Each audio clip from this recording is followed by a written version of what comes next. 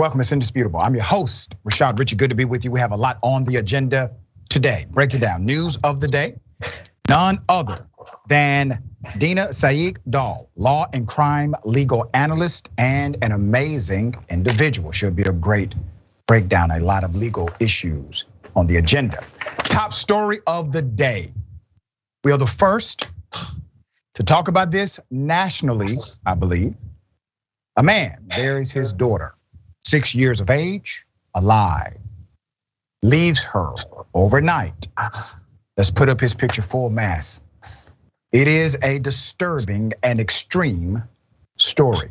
John Kraft is his name. Kraft of Waynesburg was jailed after police interviewed the girl and her siblings, who said their father buried the girl alive in a hole in their yard overnight that left her smelling like sewage, according to the local news station KDKA-TV. Social workers in Greene County found severe bruising on her face and body last month, according to police, who documented old and new bruises on her body. The girl told officers that Kraft frequently beat her with a belt and his arm, which has a metal rod surgically implanted in it. And he allegedly choked his daughter until she blacked out. Kraft has been charged with multiple counts of aggravated assault, simple assault, strangulation, endangering the welfare of a child, reckless endangerment, false imprisonment of a minor, and unlawful restraint of a minor. Currently, he remains in jail. He does have a bond. Ironically enough, he has a bond, but he is still in jail because he has been unable to post that bond according to the most up-to-date court records. All right, so let's analyze this. Obviously, this abuse has been ongoing based on the allegations. Multiple siblings testified to this extreme, violent, and criminal conduct of Kraft. Now, the irony for me is this. Currently, he does have a bond, unable to post it, that could change. I'm not sure why he has a bond. Now, I have seen rappers, especially those in city of Atlanta, Fulton County, no bond, even though there's no evidence connecting them to a particular crime, just a lot of rap lyrics. But judges have decided not to pose a bond to allow them to leave. Now, a bond is supposed to be surety for your return.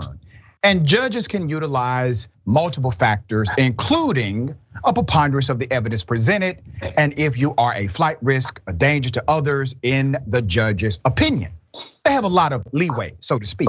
So I'm glad I have attorney at law, Ms. Dahl, on the show. Answer this for me.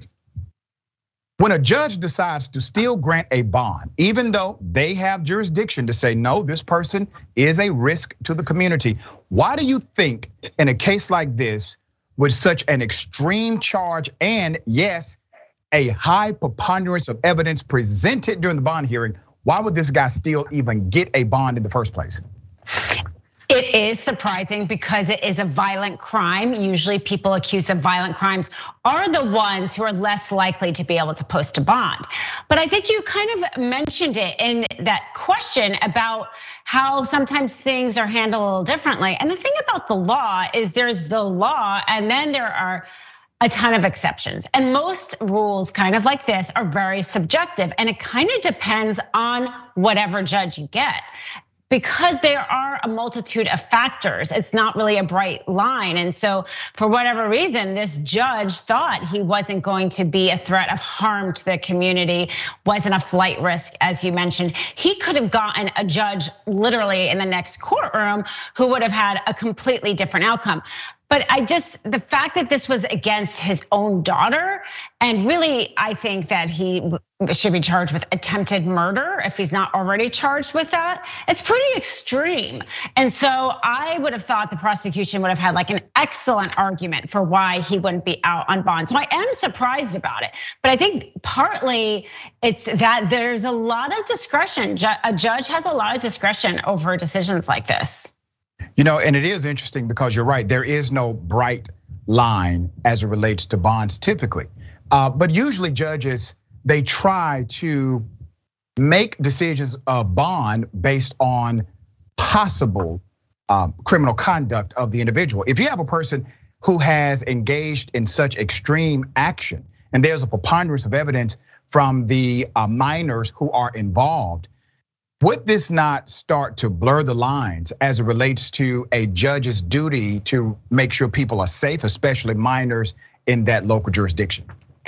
I mean, absolutely. And here is the problem. We've been talking about bonds a lot, right? Like as a nation, because there's a push for no bail bonds, because a lot of the time somebody who can't afford a bond is caught up in jail where a wealthy person goes out. So we've had this discussion a lot. And usually the line is if you committed a violent offense, then we want it. But technically the person hasn't been convicted yet, right? So he could very well be innocent, and then he has spent this time in jail. And that's kind of like why there's even a discussion about whether or not to keep somebody in jail until their trial. Probably what helped is this is his first offense, right? That was probably the argument his lawyer made.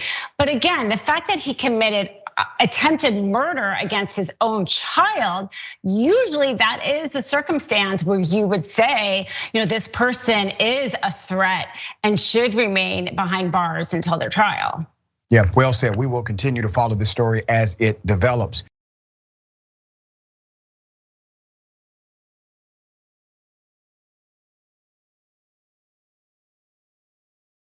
Let me take you now to Dothan, Alabama. Dothan, Alabama has a coach, high school coach, who physically assaulted the assistant coach, and the head coach who did this receives virtually no penalty whatsoever. Very slight. Here it is.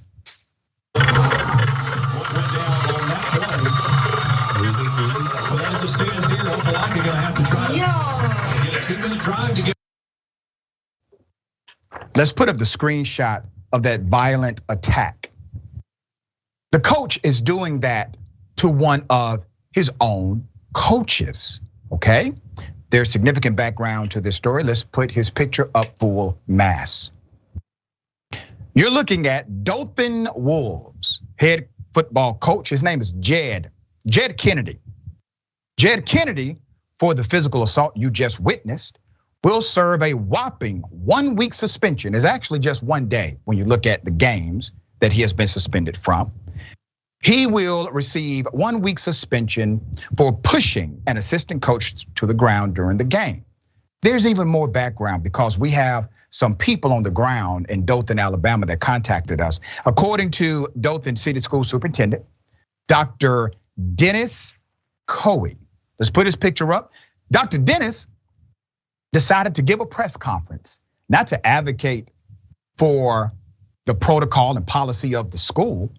He did not do a press conference to announce him firing this coach. He did a press conference to support him.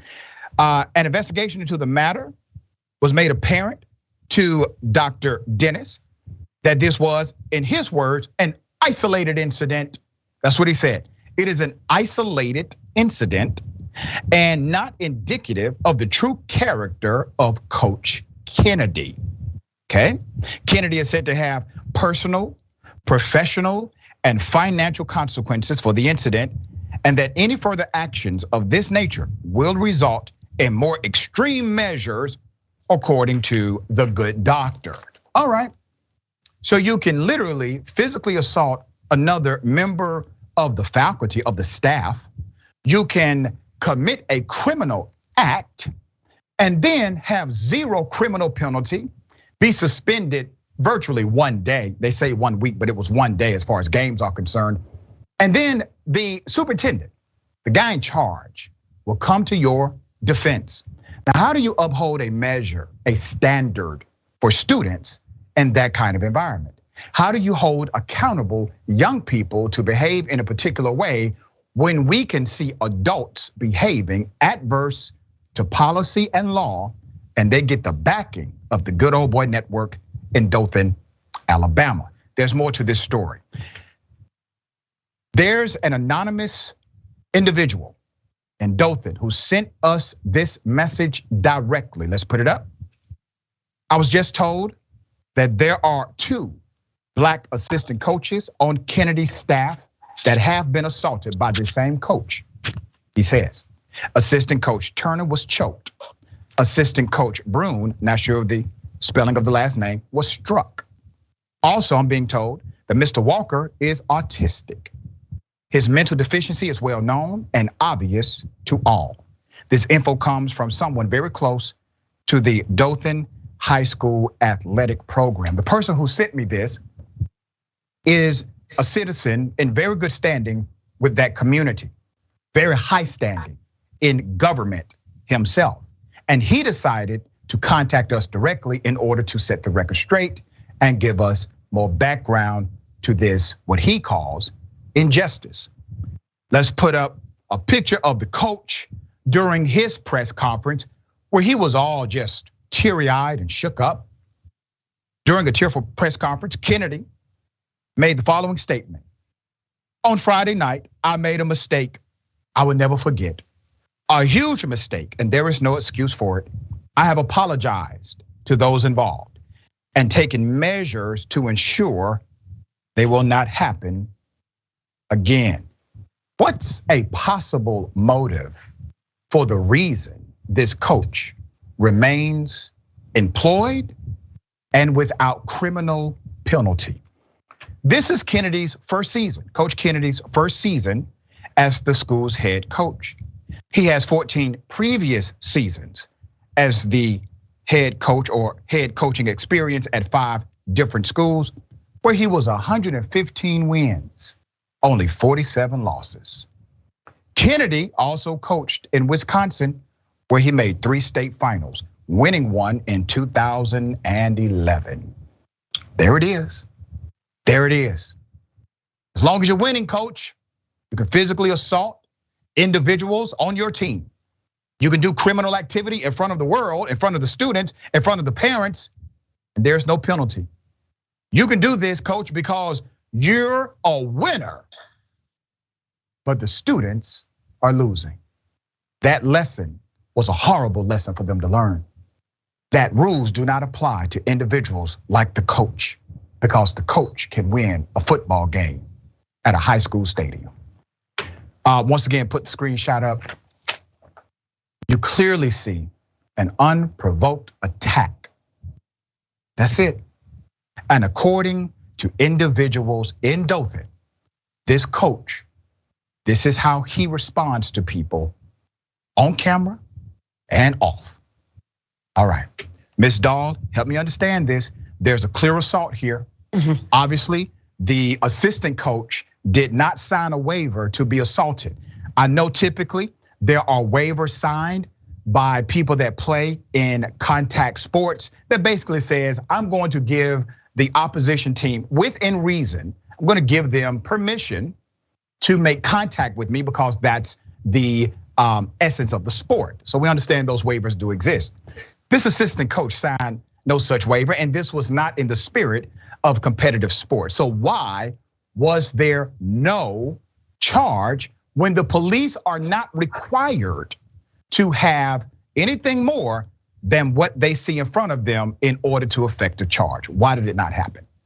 And also, I mean, the assistant coach would have a great case, a great civil case against his employer, the university, for not protecting him for having an assault on his job. I mean, can you imagine if this happened in a corporate environment and somebody just assaulted their coworker and everybody decided this was just an isolated incident? I mean, that would never happen. And I feel like there's a lot of kind of like boys will be boys, and because we're in a sports environment, then anything goes, which is really bad for boys. And like you said, this was a really bad example to his male students. Because also, for one, we probably know how he treats them. He obviously has a temper. If he's gonna do that on TV, national television, I can't imagine how he is, even if he's not physical, he probably really has a temper with his students.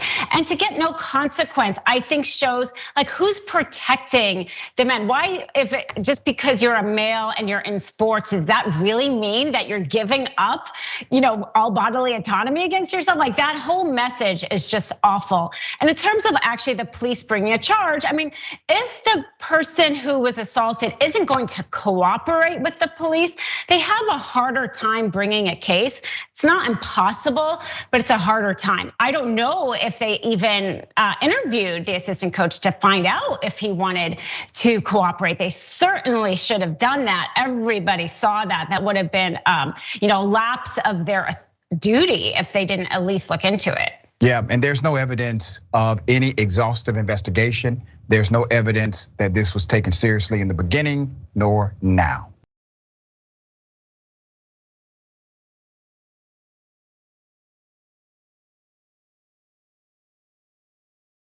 All right, we have an update to a story that we broke right here on Indisputable. A white female parent goes to a school, assaults a black female student. The student gets in trouble. Well, guess what? Since our reporting, everything has changed. Let me remind you of that video. Get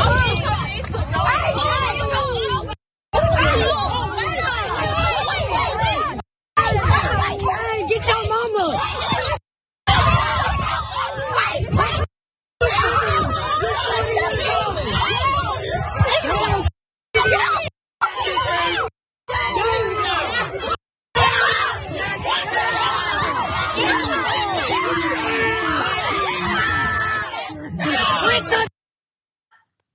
So sad. Remember, in our original reporting, the police report said that the white female adult was actually there to simply break up the fight and no criminal penalty was allocated to her.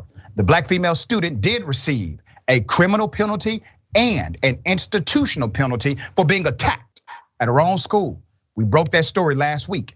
Once again, everything has now changed since our reporting. Let's put up a picture of the mother of the young black female victim in this story.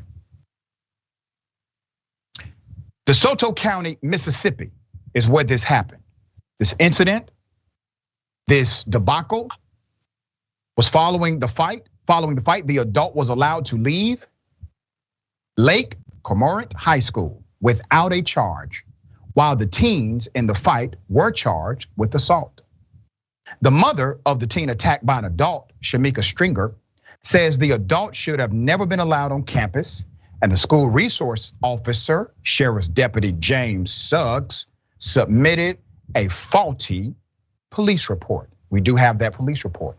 Ms. Stringer would go on to say, and I quote, "I think he was just trying to protect the white lady from getting in trouble. If I had to guess, that's the only thing that makes me think this is like a racial thing." Let me give you the count of everything that has changed since the reporting. A warrant has now been issued for the arrest of the white female, Jenny J, for criminal trespass on the high school grounds. Number two, she has a second warrant for simple assault that has not yet been signed by a judge, but should be shortly. Number three, Lake Cormorant High School has reversed the suspension on the girl attacked by the adult. Number four, DeSoto County Sheriff's Public Information Officer, Trish Clark, says the youth court assault charges against the 4 teenage girls in the fight will now be completely dismissed. Number five, DeSoto County NAACP intervened following our broadcast. And lastly, 2 sheriff deputies have been dispatched to arrest the woman. DeSoto County NAACP board member James Mathis told Indisputable. This is why it's important to not only support platforms of truth, but to engage directly in stories like this. Not only have we transformed the reality of that particular incident and those individuals involved, students included, but we have set a precedent, a policy, a standard for how to treat individuals in that community. Here's what Mathis said. We want to know why this lady was not arrested immediately for being on campus and putting her hands on a student. Once again, James Mathis, NAACP. The incident report, let's put it up, says that Jenny, the white female adult, intervened to stop the fight, but the video shows the adult threw the blow, the punch at the teen's head. The report reads, and I quote, "As both students exited the school doors, they began to engage in a physical altercation with both students going to the ground." That is not what happened. We have the video. There's more. Let's go to the leadership of DeSoto County. We have the sheriff, Bill Rasco, and Lake Comorian High School principal, John Sartain. These photos are correct. In the original broadcast, we named DeSoto in another state. These are the updated and correct ones. Ms. Stringer told Indisputable the principal helped reverse her daughter's suspension. She actually returned to school on Tuesday. A school district representative also commented and said, through cooperation with local law enforcement, school officials began pursuing the maximum punishment for the parent on the afternoon of the incident. That's what it takes. It should not take this much in order to do the right thing, especially when you're talking about children. They were willing to cover up a crime committed by an adult against a young black female inside of the institution, a high school. Children. Two primary operations for anybody who works in K through 12 education. Number one, the safety of the child.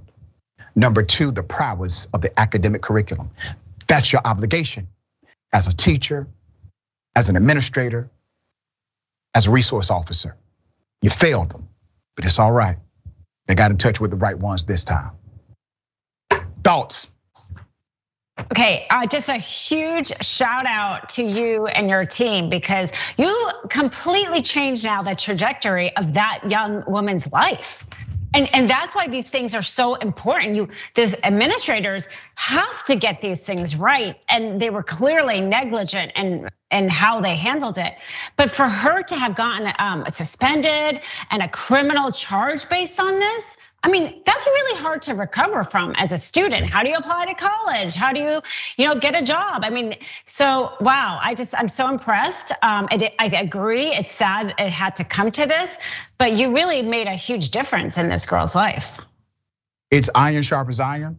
All of us are part of the same team, moving in the same direction, and that's why we're stronger united than we are separate. I believe in the closed fist rather than the open hand. We have to continue to be a coalition and advocate for those who are historically disenfranchised. We got more on the other side. It's indisputable. Stick and stay.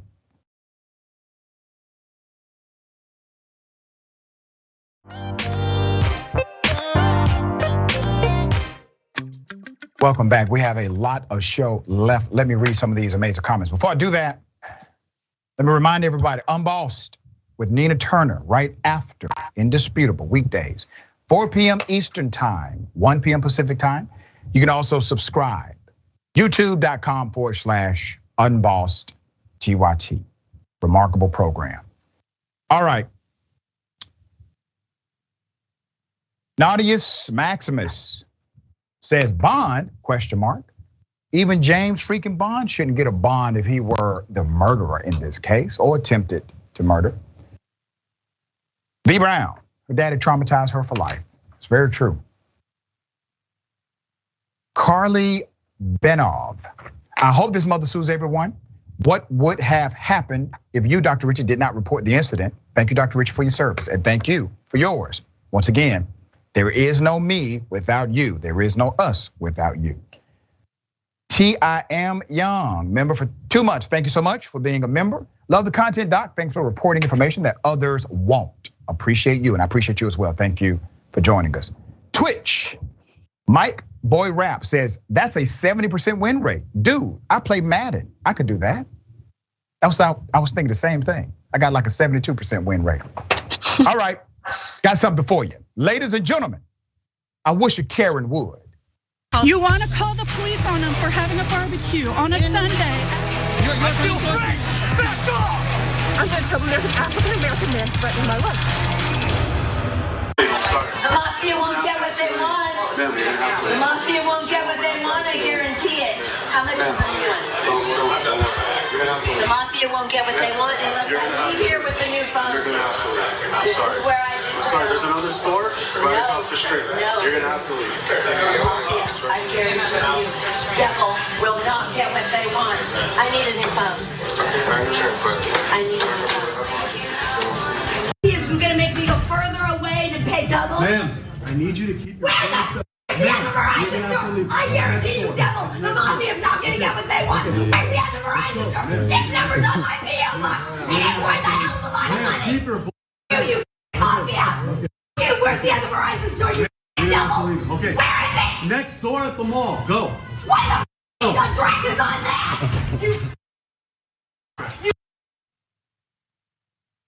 This is a throwback, Karen, highlighting the reality that many times in a Karenicity moment, you actually do not need the police, you need a priest. That seemed demon possessed. What the hell was going on? But there is nothing at a cell phone store that can happen to make me that angry. All right, this was an interesting dynamic, but big ups to those who were professional with this particular Karen that kept their cool, continued to be assertive about getting her out of the store. She was disrupting operations. And once again, privilege is off the charts here. Disagreements happen. Things do not always go our way. Going that extreme, well, that may land you right here on Indisputable. Ms. Dahl, thoughts here?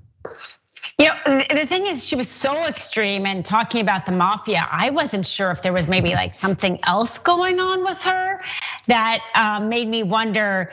I mean, that's the thing. There's sometimes a fine line between Karenicity and maybe like mental illness. She's definitely, I think you're right. They were very professional with her, which was good. I'm not quite sure what was going on with her there. Yeah. So we don't have any additional updates, but we may now since we're doing the segment. All right, anti-Karens unite. You're screaming at employees at Walmart. Get out of here. Not racist. Yes, it is. No, it's not. The United States doesn't have an official language, jackass.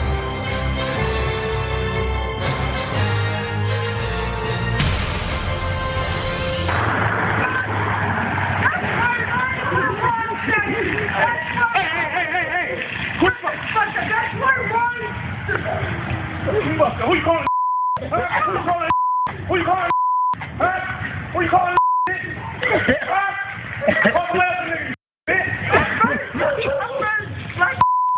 Yeah, call somebody else. Call you. Call somebody else.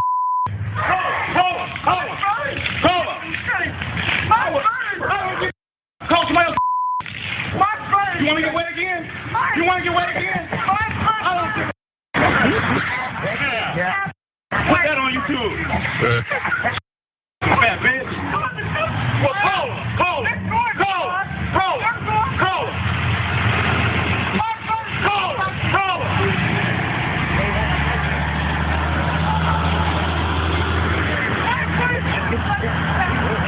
We're no longer in the 60s. We have rights now. Obama's president. Is that right? That was another throwback. If you're laughing, you're going straight to hell. And normally, I would say, hey, I do not condone spraying somebody in a wheelchair with a water hose. But when she hopped her ass up out of that wheelchair, I said, you know what? We're gonna be able to do this story, not a problem. She was yelling the N-word to black men across the street. Obviously, it was offensive to them, especially the one who had a water hose. Now, I do not condone violence, but I will submit this. It is a bad idea to yell the N-word to a person who has a water hose in front of you. That's simply not a wise thing to do here, Karen. This individual obviously decided to start spraying her with the water hose. It did create an inconvenience, but at the end of the day, she got wet, maybe, hopefully, learned a lesson. It's not a good idea. Ms. Dahl, thoughts? I mean, I think you nailed it. The fact is that she, once you say that, once you're gonna be so rude and offensive to somebody, I think you're kind of opening yourself up to something. And like you said, it's just water. It's pretty harmless. It makes a lot of sense. That's happening. That he had it handy, and I think she will probably think twice about doing that again, especially to him. All right, yeah, especially to him. All right, we got more on the other side. It's Indisputable, stick and stay.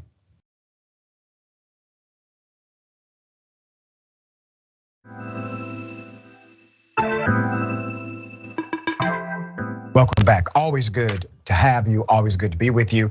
Don't forget about the watch list. Add the watch list to your watch list. The big homie Jared Jackson, live weekdays, 12 p.m. Eastern time, 9 a.m. Pacific time. Watch live daily and also subscribe at youtube.com/watchlist TYT. A lot of great comments. Okay, Texton says heroes carry hoses. Bill's dragging circles the wagons. I lost it when she slowly.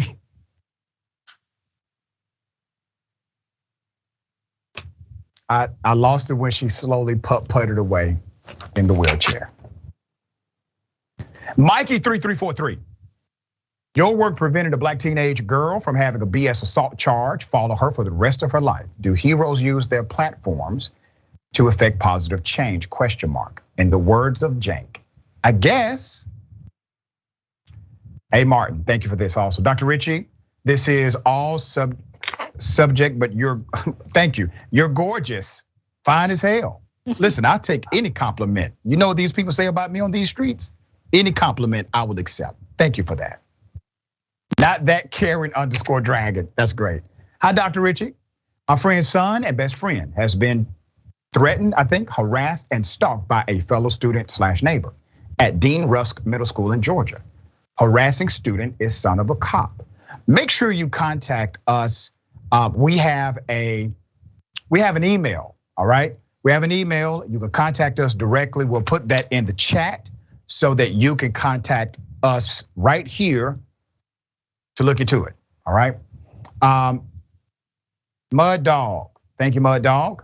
Sending some love, keep up the good work. We might not agree on everything, but I appreciate your view and I appreciate you saying that.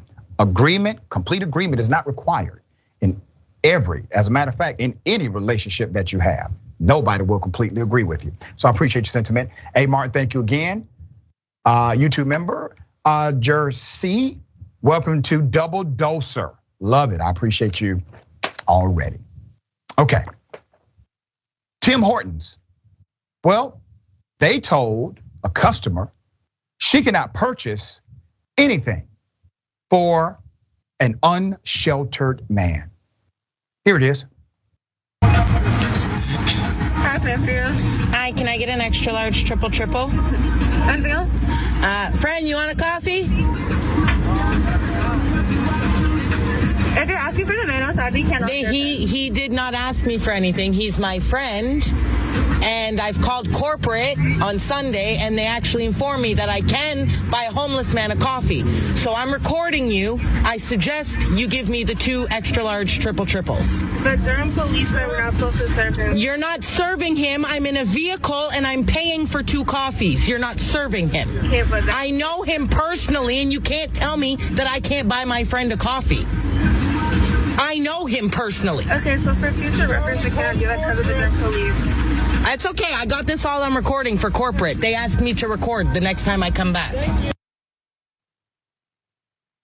How ridiculous is it when somebody who is working to serve food refuses to allow you to purchase something for somebody else, regardless of their status as sheltered or unsheltered? Where's the heart? Where's the humanity? Where's the compassion? Where's the policy? Let's put up the picture of the poster. I'm going to also give background through her own words. She decided to address questions in this video. Here it is. Why didn't I just go up, order the 2 coffees and give it to him on the side? Okay, the reason I didn't do that is probably the same reason that Rosa Parks didn't keep sitting at the back of the bus. Same reason that every Muslim girl continued to wear the hijab to school, okay? For these reasons, I'm not gonna do what somebody tells me to do because they don't like the situation. Not because it's the law, not because it's protocol, not because whatever. They don't like the situation and it makes them uncomfortable. And they're now telling me what to do with me, my money. No. Okay. So I purposely did go up and I asked him to get, if he wanted a coffee, because corporate needed proof. This happened already on the Sunday. So yes, it was on purpose that I asked him. I wanted them to hear me ask him for the coffee. She went on to talk about the policy of this establishment and police involvement. Here it is. Talk to the manager. Talk to the manager. The manager was right there. They're a group of little friends, okay? You all seem to think that managers are like immediately 50 years old and up. No, managers are 23, 24, 25, okay? The manager was right there. About 4 or 5 of them were all right there in the window watching me order. It was maybe about 25 feet away. They were watching me order. They saw me pull up to the machine and knew it was me from the prior day. So that's why I didn't talk to a manager. I talked to whoever came through the damn PA box.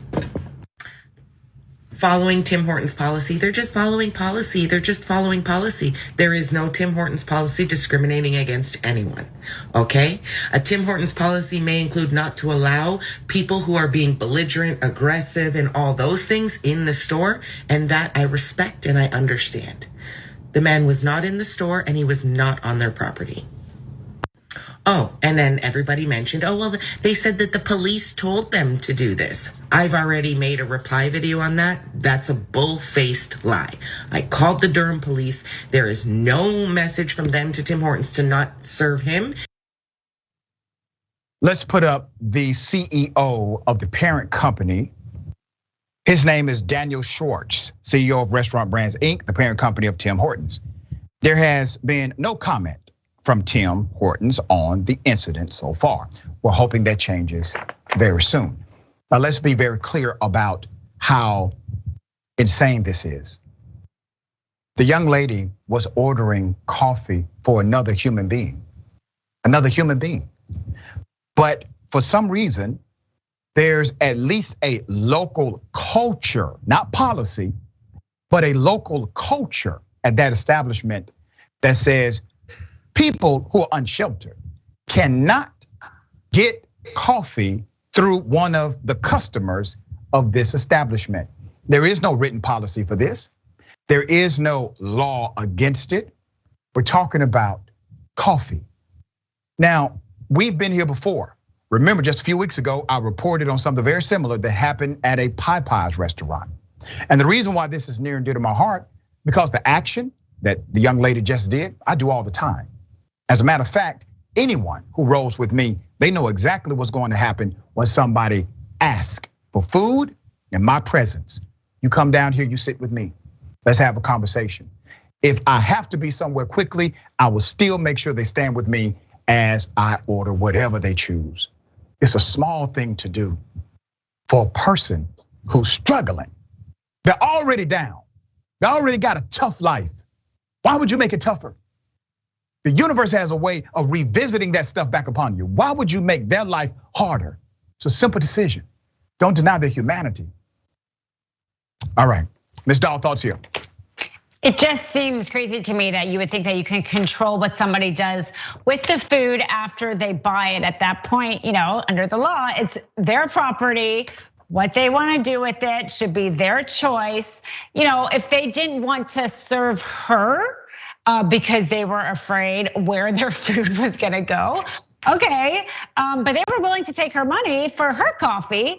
So it seems to me like they kind of want it both ways. They want to be able to essentially control something that's totally powerless over them. As a customer, you should be able to buy what you want, right. What you do with it afterwards, or don't serve them if you're so afraid your money's gonna go someplace, or if your food is gonna go someplace you don't want it to go.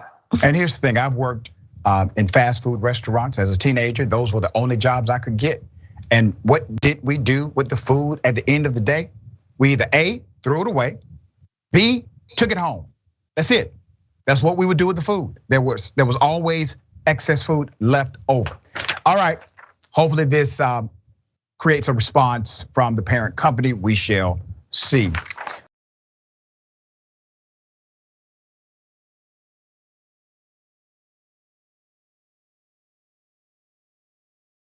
What if I told you that cops are being accused of stealing and drinking alcohol while on the job?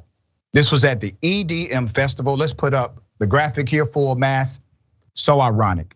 Here's a promo material for the festival. Several NYPD officers and supervisors were stripped of their guns and their badges after allegations they stole and drank alcohol while on duty at the Electric Zoo Music Festival.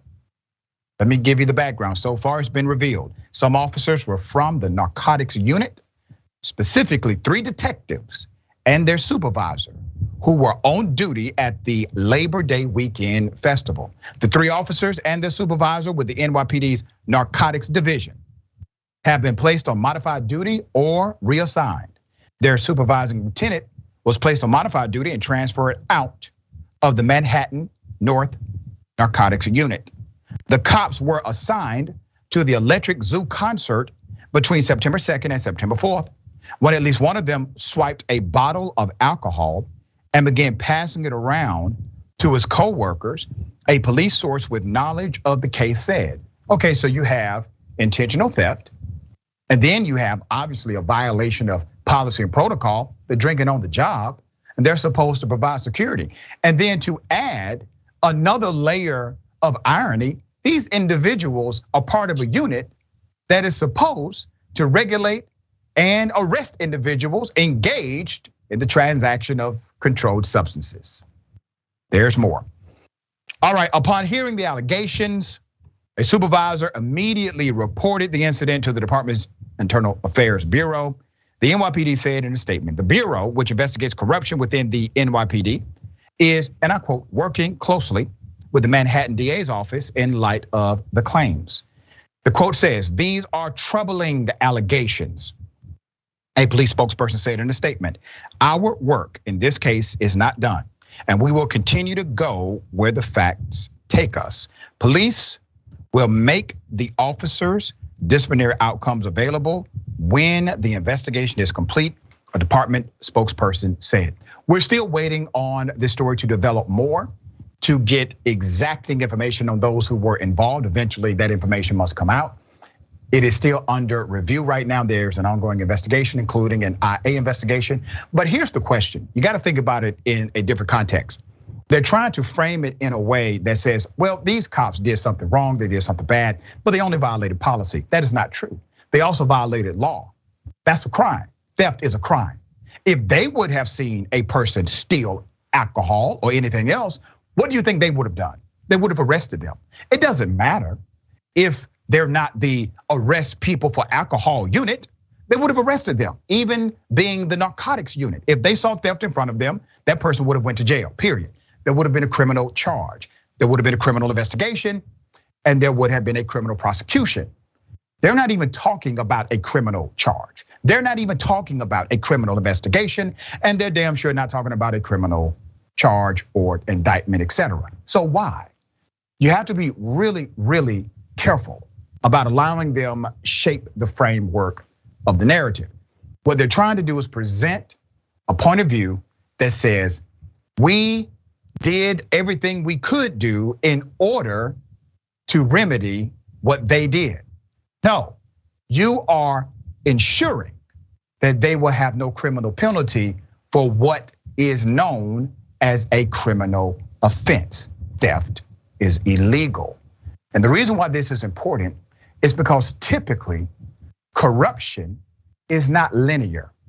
Corruption exists and permeates on multiple levels.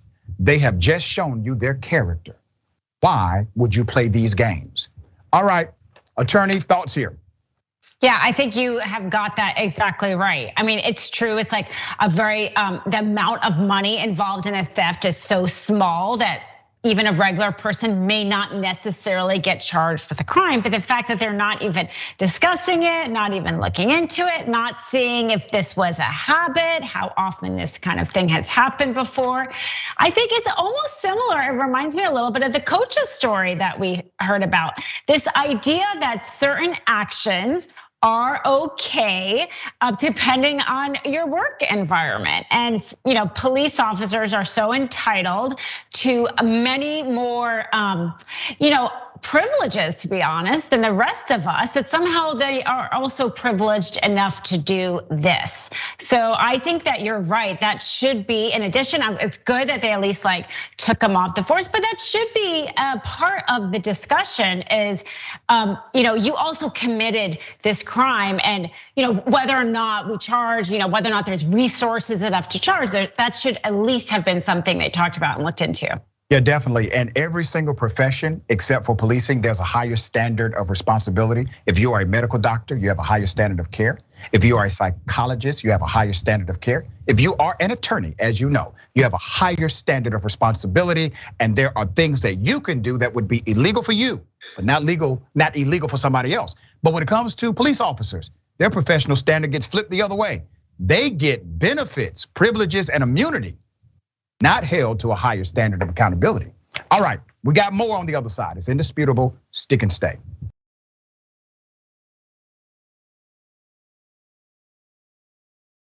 Welcome back. We have a lot of show left. Let me remind everyone, if you have a story that we need to look into, make sure you email us at indisputable@tyt.com, indisputable@tyt.com. Also, Mississippi, we have now raised $18,651. We have a goal of $28,000. We are roughly $10,000 away from our Mississippi Water Crisis fundraising goal. If everyone watching donated $5, we can reach that goal to help us send clean water and testing kits to the people of Jackson, Mississippi. If you can, make a donation today at tyt.com/relief. All right, thank you in advance. Okay. Mickey C, the silver-haired dragon. Just when we thought corporate couldn't sink any lower, feeding a homeless man is against the rules. You do not want to tell me how I can spend my hard-earned money, especially when it's to help someone. That's right, that's the spirit. All right. Snack_Panther, member for 3 months. Thank you for that. Must be nice to drink on the job, commit a crime, and still have a damn job.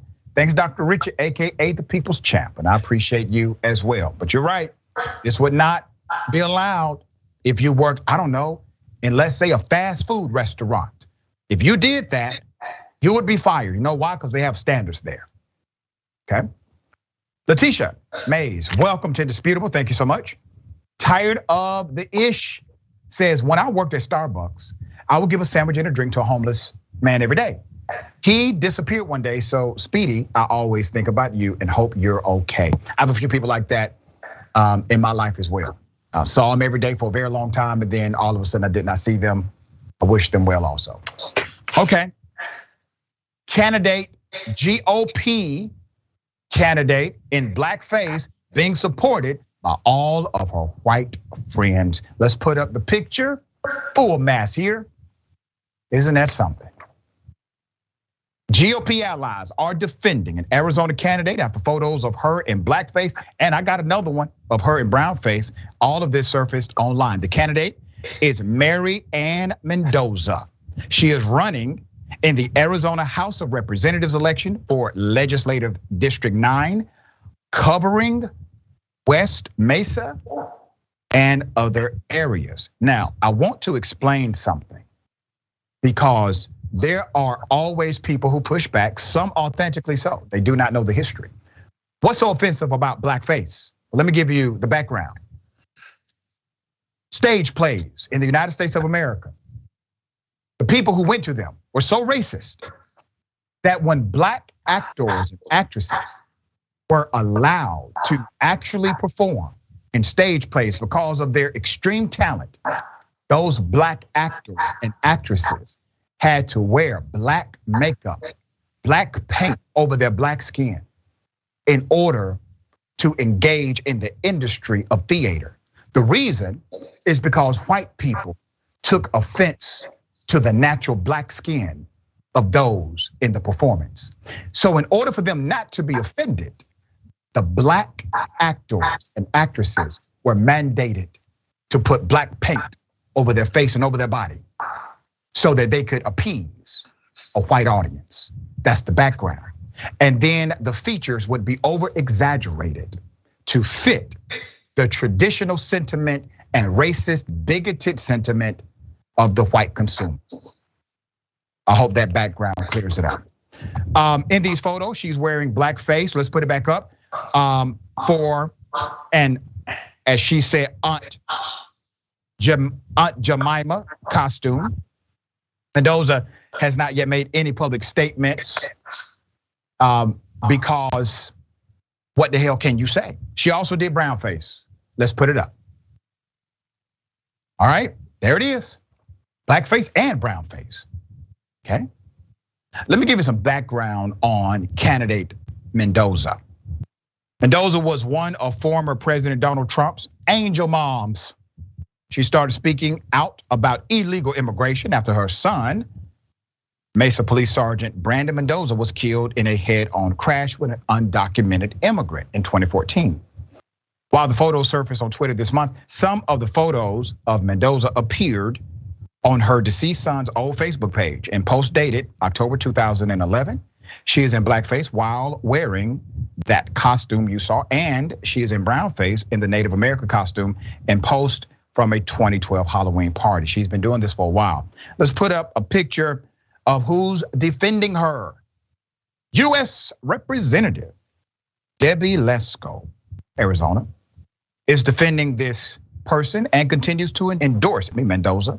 In an email statement, she said, and I quote, "Instead of focusing on decade-old Halloween photos posted by liberal opponents right before an election, voters care about a secure border and common sense policies that will keep Arizona strong. That is what voters will get with Mary Ann Mendoza." Let's put up Kathleen Wynne, okay? This is a supposed friend of Mendoza and former congressional candidate, said, and I quote, "Her heart is pure and she deserves our full support. Whatever makeup she wore is no worse than drag queens." Look at that. How ironic is this? There's more. Lorena Austin on the left, let's put it up, and Seth Blackman on the right. The two Democratic candidates running against Mendoza released the following joint statement. It says, and I quote, "These recently released photos of our opponent are a display of violent racism. These photos are disgusting, hate-filled, and unfortunately part of a pattern for Mary Ann Mendoza. Both believe the photos should be disqualifying to this candidate. And they're right as far as controversy connected to Mendoza. There's more. In 2020, she reposted a series of tweets promoting anti-Semitic conspiracy theories, which led to her removal from the Republican National Convention. Damn, she basically got removed from the KKK, which led to her removal shortly before she was scheduled to speak. She later apologized, stating that she had, and I quote, "not paid attention to the whole message. That does not reflect my feelings or personal thoughts whatsoever." Isn't it interesting that the party of personal responsibility all of a sudden cannot find themselves responsible for a damn thing they do? Everybody gives them an excuse. Everybody provides cover, barrier, safety for their extreme and insane behavior. But when it comes to, I don't know, let's say a very poor person who has a need for a meal, all of a sudden it's their fault. They got to pull themselves up by the bootstraps. Their decisions created this. They must bear the penalty of society. But when it's one of them engaging in insensitive and insane behavior, all of their surrogates come to their defense so that they can avoid responsibility and never have to be accountable to the communities that they offend. There's Dahl thoughts here. I would say vote vote, especially Arizona. I mean, I know Georgia also like huge elections, but the Arizona GOP, this is not surprising. The candidates they've put forward, the candidates they're standing behind are really scary. And it is a border state. And we've had that sheriff come out of Arizona that was horribly, racist. And so it's so important to vote right now. The GOP governor candidate, Carrie Lake, there's so much. I wish I could say it was only this person, how horrible her actions are. But I'm afraid that there's like a ton of the Arizona GOP right now. And people really have to come out and vote. They can start voting now. Early voting has already started. Don't wait. Well said. That is it. The power of the vote. You are a part of the board of directors. You are a voting member. Make sure you exercise that right.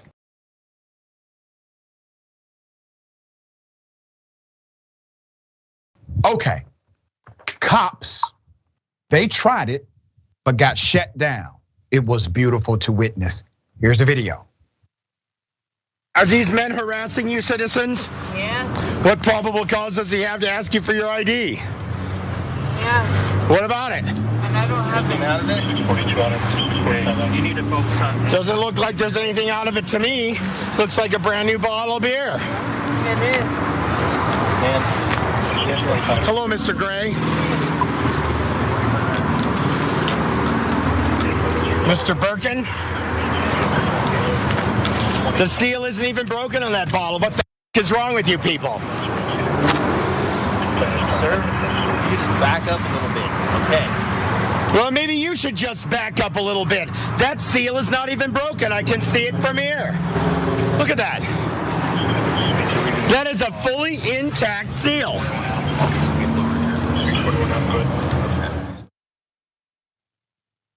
That's not it. Here it is. She's not committed it. This woman has committed no crime. She is being harassed by the Denver Police Department. They're charging her with drinking in public, and the seal is still on the bottle. What the is wrong with these people? Get the out of here, pig! No justice, no peace. These stupid ass police! Get the out of here, pig, and stop harassing innocent citizens! You took an oath to uphold the law, and abusing people is breaking the law. You need to go back to school. Go yourself. What the is wrong with these people? Do you know what the is wrong with yourselves? Because we don't. Maybe you could share it with us so we'd understand. Damn, that was beautiful. Let's put up the picture of these harassing ass cops who literally went and walked and went to the corner. Okay, this happened in Denver. You're looking at Denver PD's finest. The names of the two Denver PD officers are Gray and we think Birkin, based on the video. Okay, you see them there? They got on their looks, all right? They got dressed that morning saying that they were gonna go out and fight crime by harassing citizens for things that are not illegal. Now, some of you may not like the words of the individual who was recorded. I wanna remind you of something. He only said words. Those cops were about to commit an action that would have turned the life of that young lady upside down for absolutely nothing, for nothing. They put themselves in that situation by not following their own rules, policies, and laws. The video was uploaded by owned cops on Twitter who provided this context. Denver PD cops were attempting to cite a young woman with public consumption for carrying a beer bottle in public, which by the way is completely legal. The man noticed that the seal on the beer bottle was still intact and called out the cops for being dodgy. Shortly afterwards, Denver PD cops fled the scene. Let's put up a picture of the police chief. His name is Ron Thomas. Now, Ron, if it had not been for this good Samaritan for this good citizen who decided to uphold the laws of that local community and the state. If it had not been for that person, your cops would have broke the law, charged the citizen, and that citizen would have had her life turned upside down because of your cops. So you have a job to do here. You can believe that this is a one-off, Chief, or you can take it for what it is. You have officers who are engaged in this kind of conduct, and this time they were caught. Now we need a response from PD. Ms. Dahl, you being an attorney at law, understanding the legal statute as it relates to an open container, you can purchase alcohol in the United States of America. You can walk around with it. It is not a broken seal on that bottle. Why do you think these cops were going to try to cite her for public consumption of alcohol when there was no consumption of alcohol and the bottle was not even open? Yeah, it's really interesting. You find the craziest videos, by the way. Like, wow, okay. And that's hard to say, right? I'm not quite sure why. She did seem like she had a hard time answering the question to the person taking the video. Possible she was intoxicated and it kind of caught the attention of the police. I don't know, but she clearly probably didn't rise to the level of a public intoxication citation. But so not sure, but definitely there was a seal. Clearly they couldn't do it. And great for that guy for calling them out. But also I have to say, I'm glad the police officers walked away and they didn't try to cite her for public intoxication or honestly something else, because at least in the moment they realized they were wrong. Should they not have done it to begin with? No, but I'm glad they at least walked away and didn't come up with something else. Who knows, maybe like jaywalking. I mean, there's so many things a police officer can cite somebody for. I'm glad they at least walked away. All right, we got more on the other side. It's indisputable, stick and stay.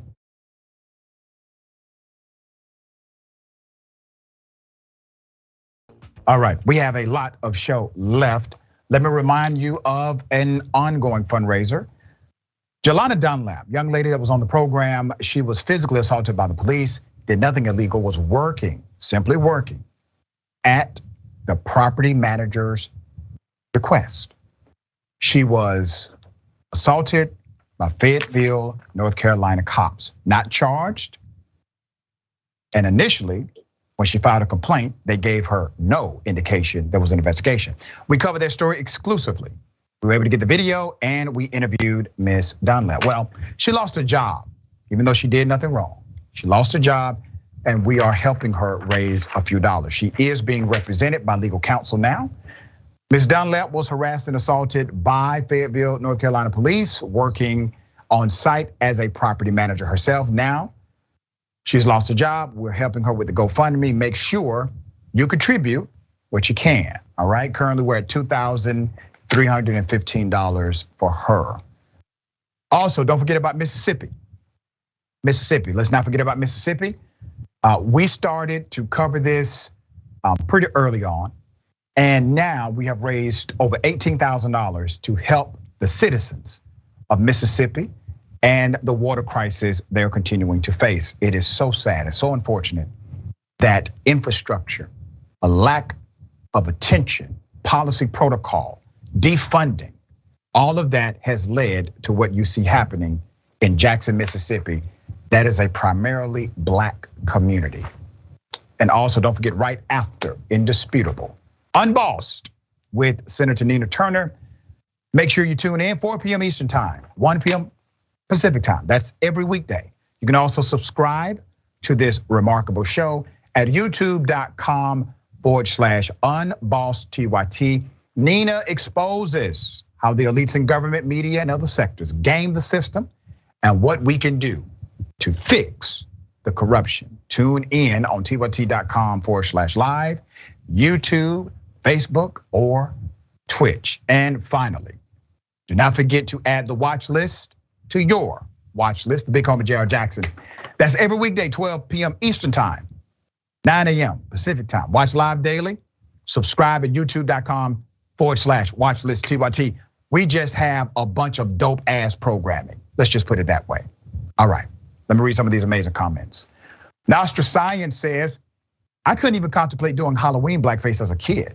My father explained to me the sad racist history, legacy of this form of black minstrel music theater. I'm so glad that your father was thoughtful enough to explain the background to it.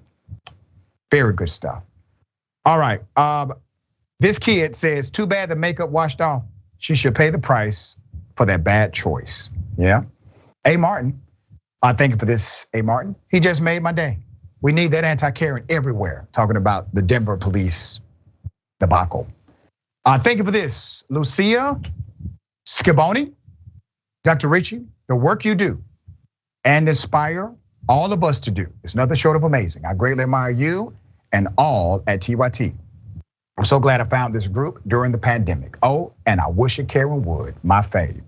We thank you for that. It is a team effort. I have the absolute best producers in this country, probably on the planet, all right? So it is definitely appreciated that you appreciate what we do. Locro says, the glasses again, they all go to the same barber and same sunglasses website. That is so true. It's like, damn, both of y'all figured out how to get these dumbass shades at the same time. Obviously you shop at the same place. Okay, look at that. Who in the hell does that? Okay. Who does that? Twitch. Start and park racing. She needs attention to rile up the morons in her district. Outrage sales, talking about the candidate. And Jax Drax. Cops don't admit they are wrong no matter what. Calling them out only makes cops double down, usually. Not this time though. This man is freaking awesome. I mean, in the way he was yelling, it was almost like a crime was being committed in the moment. And technically, it was. Technically, it's against the law to arrest somebody for not committing a crime. It's illegal. All right, let's do it. Predator police chief flip-flops on his own resignation. Let's put his picture up. This guy is such an interesting, corrupt person. Plaquemine, Louisiana. The police chief, his name is Kenny Payne, originally planned to resign. Why? Because he wanted to avoid criminal charges tied to a case where a woman alleged he wanted oral sex in exchange for charges dropped against her boyfriend. This was a credible allegation. So initially the chief said, you know what? I'll be damned, you got me. I'm just gonna resign to avoid criminal prosecution. And then, according to Mayor Ed Reeves, let's put up the mayor here. The chief no longer plans to resign. Kenny said he didn't do it. That's what the mayor said. Kenny said he didn't do it. And he's going to defend himself, said Mayor Reeves. Reeves says Chief Payne called him on Tuesday morning to say he was not resigning. He said at some point in his career, he's going to retire, but he's going to do it on his own time and on his own nickel, said Mayor Reeves. DA Tony Clayton confirmed a grand jury has been convened on November 21st to hear the case. So the DA has said, okay, I don't give a damn which way this goes. We are convening the grand jury. We are going to submit the evidence and we will do what this grand jury mandates. That's why grand juries, especially against cops, are important. So when posed a question by WAFB's reporter, if he believes Payne should resign, the mayor said, no, I think he's doing a pretty good job. The Board of Selectmen appointed Payne to serve as interim police chief back in 2015. After police chief Orion Galato's death, Payne ran for and was elected to the office last year, that same year, and has been chief ever since. Now, we're going to continue to follow this story because here's what typically happens with allegations like this against men like the chief. You get one grand jury because one person was brave enough to say what actually happened to them. You end up getting more. because more people feel empowered to come out. More people start saying, me too. It happened to me too. So we will see if there's a pattern of misconduct connected to this police chief. And I can only imagine what would make the mayor support this police chief without any words of support or care for the alleged victim in this case. And remember, the victim has enough evidence to where the DA believes there's some there. That's why they have continued to push this investigation and convene the grand jury. Ms. Dahl, thoughts here? So essentially, a grand jury is the one that is going to decide whether or not there's probable cause to bring a charge. A judge can do that, but this usually does a grand jury in high-profile cases like this. So the fact that the mayor was so supportive of him, I agree, is a little bit unusual. You would think he would at least say, you know what, we'll wait and see until what the grand jury says. So I don't know, maybe there have been complaints before and they've been covered up. I mean, that's what happens in institutions. Like you said, usually this not just the one time, and usually men who do stuff like this have people who are willing to make it easier for them to do it again. So I think it's great to like stay on this story and see how it goes. And I'm sure the reason why he flip-flopped on the resignation is the DA said, no, I'm not gonna not charge you just because you resigned, which is a ridiculous thing. It shouldn't matter whether or not he resigned to bring the charges. So that was definitely the right call by the DA. But I'm sure that's why he changed his mind. He was hoping if he just quit, the criminal charges were gonna be dropped, which is that's not how the criminal law works in our country. Right. And here's the other dynamic. As long as he remains chief of police, guess who has to pay for his legal defense? They do. The government does. Citizens, taxpayers. So they're gonna have to now foot the bill for his legal defense. This may not be the only charge he ends up fighting. And I will say this as a person who has had many conversations off record with prosecutors who are prosecuting cops and police chiefs or whistleblowers. Typically, there's always a culture of additional knowledge they have that they cannot say on the record. They have information that cannot meet the standards of evidence, but they know it. They know it happened, but they're not able to present it in a court of law. And 9 times out of 10, when I engage with an individual who is prosecuting a cop, they have so much background information, but they can only bring 1 out of, let's say, 5 actual things that they've done because of the rules of evidence. Can you speak to those rules of evidence and why sometimes you will see one case significantly prosecuted and you will say, well, goodness, all of that for this one case, but many times there's a lot of background that we don't know.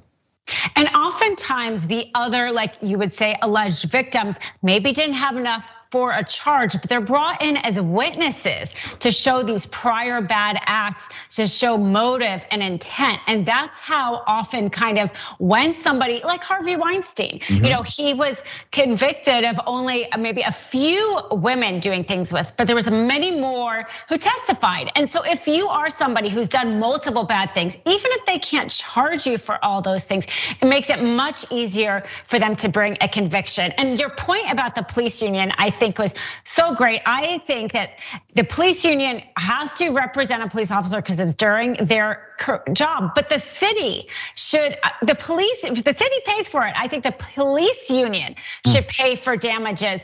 And I think that would be how they would kind of self-enforce a lot of their ethics, which they don't have. We've talked about that, they should have ethics.